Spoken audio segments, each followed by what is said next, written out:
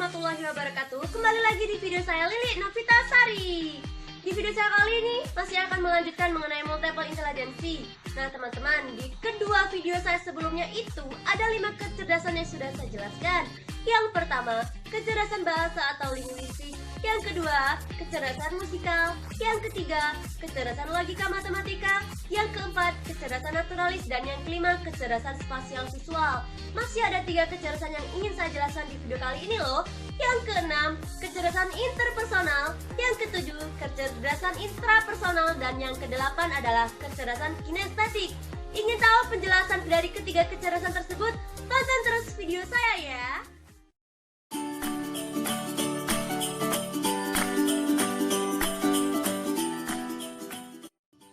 Yang keenam, kecerdasan interpersonal. Apa itu kecerdasan interpersonal? Kecerdasan interpersonal adalah kemampuan untuk mengamati dan mengerti maksud, motivasi, dan perasaan orang lain.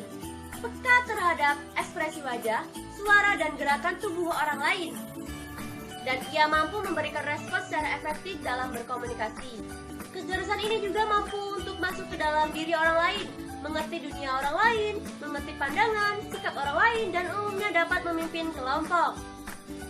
Dengan memberikan kesempatan anak untuk mengembangkan aspek kecerdasan ini melalui berbagai kegiatan interpersonal, tentunya akan memberi manfaat sangat besar bagi proses tumbuh kembang anak. Apalagi jika hal ini juga ditunjang oleh rangsangan yang diberikan oleh orang tua maupun guru. Anak akan memiliki efek penerimaan sosial yang baik dengan kecerdasan interpersonal yang baik pula, sehingga anak merasa senang dan aman saat berinteraksi di lingkungan sosialnya. Ia lebih mampu mengembangkan konsep diri yang menyenangkan karena orang lain mengakui keberadaannya. Ciri-ciri atau karakter pada seseorang yang memiliki kecerdasan interpersonal yaitu yang pertama, mudah bergaul. Jadi di sini orang yang memiliki kecerdasan interpersonal ini mudah bergaul dengan orang yang walaupun ia baru kenal, seperti itu. Yang kedua, menjadi anggota klub, panitia, atau kelompok informal di antara teman sebayanya. Yang ketiga, mempunyai 2 atau lebih teman dekat. Yang keempat, memiliki empati baik atau perhatian kepada orang lain, yaitu atau sesamanya. Yang kelima, banyak disukai teman. Jadi dia tuh banyak disukai oleh teman-teman dekatnya, seperti itu. Yang keenam, suka bersosialisasi dengan teman sebayanya. Yang ketujuh, senang menjadi pemimpin. Yang kedelapan, memberi saran kepada teman-teman yang mempunyai masalah. Jadi di sini karakter orang sering memberi saran, sering peduli dengan teman-teman yang sering ada masalah, ataupun sering memberikan solusi terbaik untuk teman terdekatnya. Yang kesembilan, senang mengajari anak-anak lain secara informal. Jadi di sini karakter anak yang mempunyai kecerdasan interpersonal ini suka mengajari anak-anak dengan secara informal. Yang ke-10, suka bermain dengan teman sebayanya. Di sini ada model atau strategi pembelajaran pada seseorang yang memiliki kecerdasan interpersonal. Yang pertama, membuat peraturan bersama dalam keluarga melalui diskusi. Yang kedua, memberi kesempatan tanggung jawab di rumah. Yang ketiga, melatih anak-anak menghargai perbedaan pendapat. Yang keempat, menumbuhkan sikap ramah dan peduli sesama. Yang kelima, melatih anak mengucapkan terima kasih, meminta tolong, atau meminta maaf. Yang keenam, melatihnya pula dengan kesabaran dan menunggu giliran seperti budayakan antri.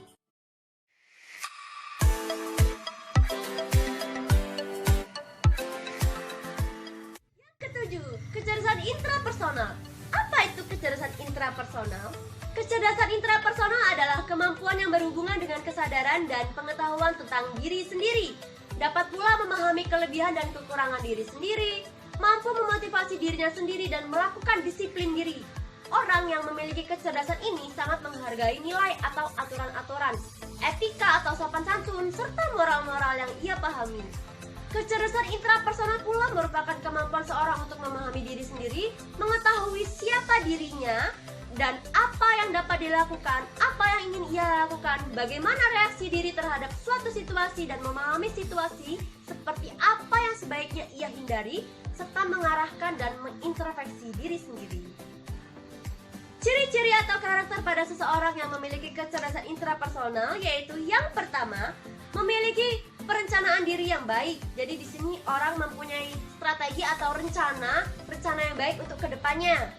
Yang kedua, lebih memilih bekerja sendiri daripada bekerja sama dengan orang lain. Yang ketiga, tidak mengalami masalah jika ditinggalkan bermain atau belajar sendirian.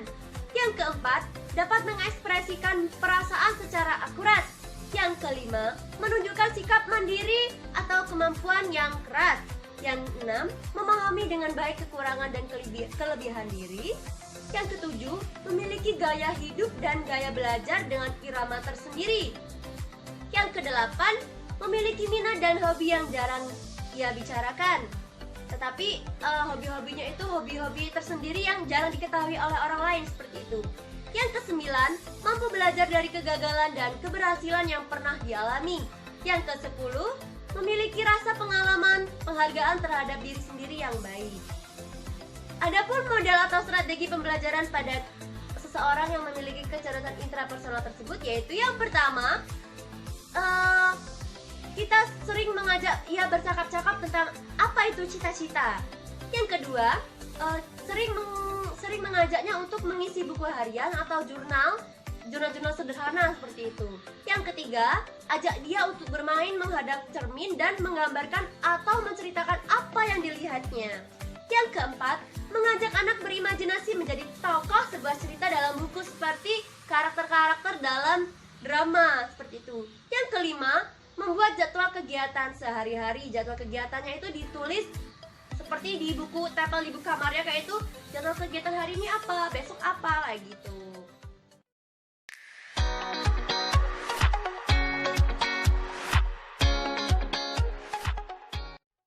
Yang kedelapan, kecerdasan kinestetik atau fisik. Apa itu kecerdasan kinestetik? Kecerdasan kinestetik adalah kemampuan dalam menggunakan tubuh ketika secara terampil untuk mengungkapkan ide, pikiran, dan perasaan.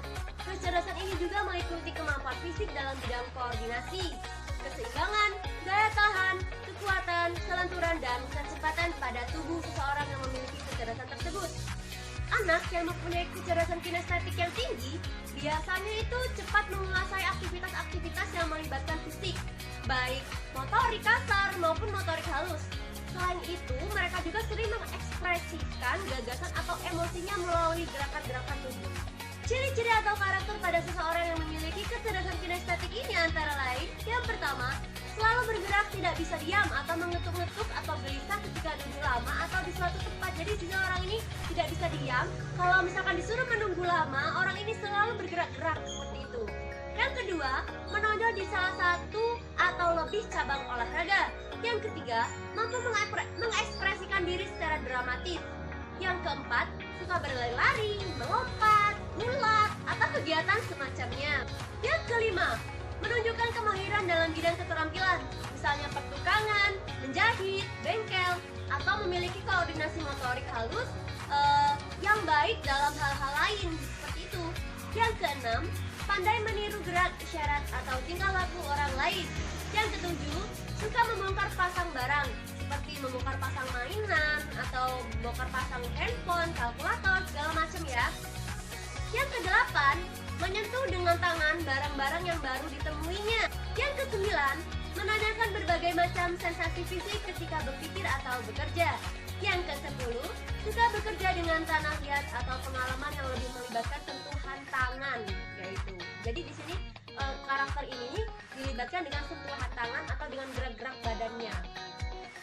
Adapun model atau strategi pembelajaran pada kecerdasan kinestetik ini yaitu anak yang cenderung dalam jenis kecerdasan kinestetik ini biasanya belajar dengan cara menyentuh, memanipulasi, dan bergerak. Nah, cara terbaik memotivasi mereka adalah melalui seni peran, gerakan kreatif, dan semua jenis kegiatan yang melibatkan fisik.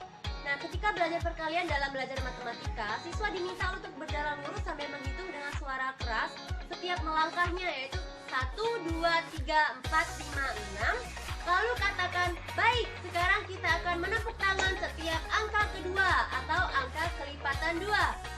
Seperti ini ya. 1, 3, 5, 7, 9, 11, dan sampai seterusnya. Cara ini bisa diikuti dengan menepuk tangan setiap angka ketiga dan seterusnya. Mungkin saja siswa tidak hanya puas untuk bertepuk tangan, mungkin kemungkinan lain ada anak yang loncat atau lompat ataupun bergerak-gerak seperti kesukaan mereka lah, seperti itu. Nah, dengan cara ini siswa akan memulai menginterpretasikan visualisasi konsep perkalian dalam dirinya dan dengan mudah merasa enjoy dalam belajar.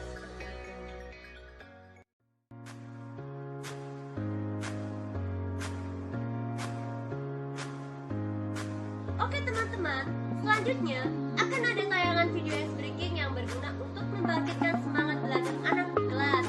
Ingin tahu? Ingin tahu videonya seperti apa?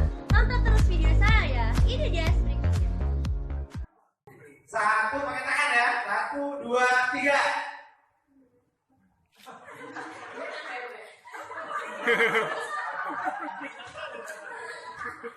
Udah jelas atau perlu diulang? Hah? Coba sekali lagi dan pakai tangan sekali lagi. 1, 2, 3. Coba lihat. Oke, sekarang coba pakai kepala. Gimana caranya? Oke ya. 1, 2, 3.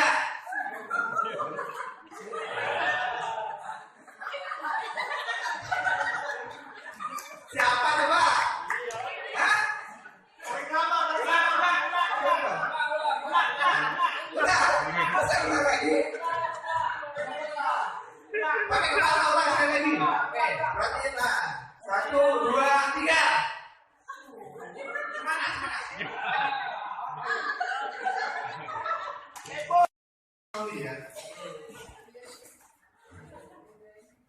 Tadi ketawain dulu, sekarang ketawain ya. Pakai tangan ya. 1, 2, 3.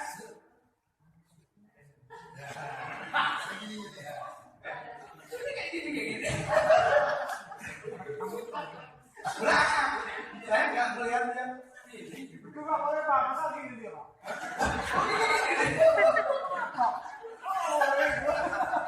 Dia pakai jurus Pak. Bikin ulang deh Pak. Ya, ulang ya pakai tangan ya. 1, 2, 3. Tolong teman-teman ya. Ulang. Ulang lagi. Ulang lagi.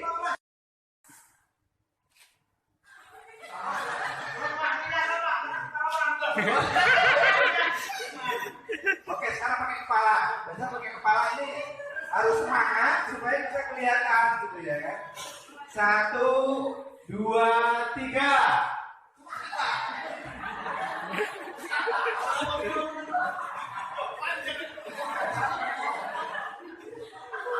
Udah dapat belum? Oke, sekali ada lagi ya, sekali aja. 1, 2, 3.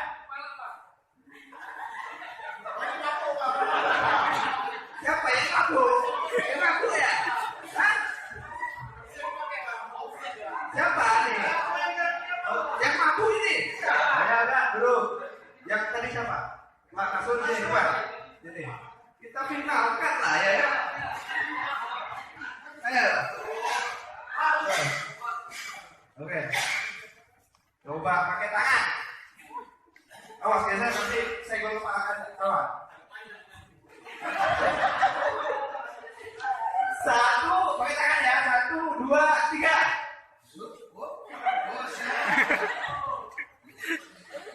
Udah kelihatan tangan? Hah? Sudah. Oke, sekali lagi aja, sekali lagi. 1, 2, 3. Sekarang pakai kepala, ya. Awas, 1, 2, 3.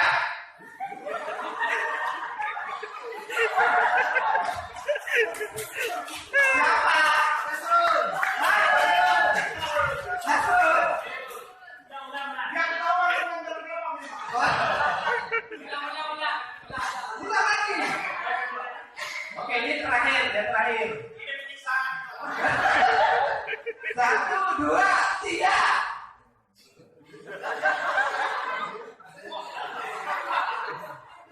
Siapa? Nasrul. Oke, Nasrul ya, Pak Nasrul. Oke, selamat. Jadi pemenangnya cuma 1. Apa aja? Aku tadi udah ganti kan?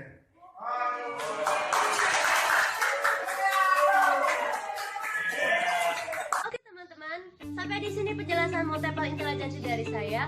Mohon maaf apabila terdapat kesalahan dalam ketiga video yang sudah saya jelaskan mengenai multiple intelligensi. Terima kasih. Wassalamualaikum warahmatullahi wabarakatuh.